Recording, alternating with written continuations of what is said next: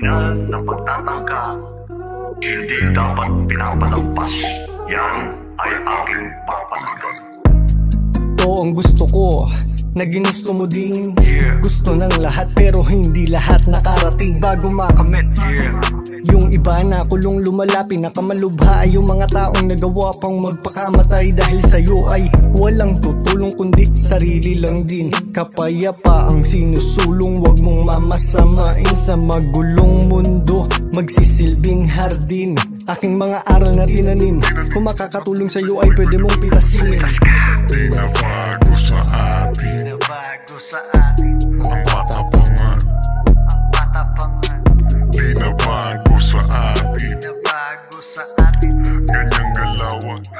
Kaya bakit pa natin kailangan patulan-hatulan to mga kulang sa payo na magulang? Walang ibang ginawa kundi manira mangutang. Sobra sa gulang, sobra sa ganid. Dahilan kung bakit maraming naakit, walang magandang dulot. Puro pasakit pag ang kapangyarihan sa mali ginagamit.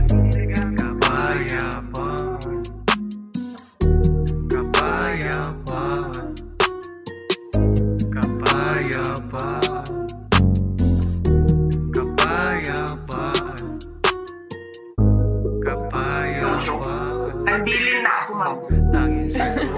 Pag namatay ako, sabi ko huwag ka tumigil lang. Ang hindi mo mapatay sila. Kailan nila ipapadama? Dahil sa Diyos. Mga tinalaga ng tao, limot na kanilang trabaho. Sila na tong magkakasama, sila pa tong nagtatalo-talo. Pag tayo nagsasagupaan, nagmumukha tayong talo na sa dayo. Akin lang napansin, unti-unting inangkin. Karagatan talaga namang dapat sa atin.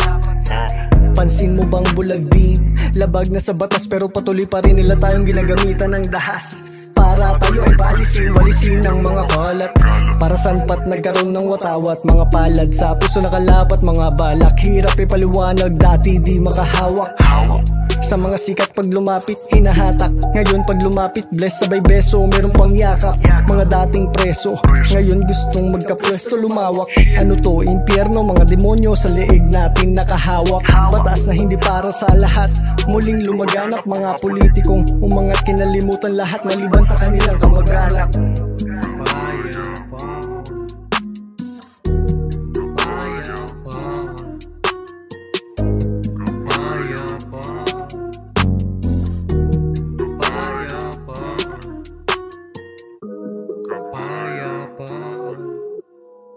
Tanging sagot ay pagkakaisa.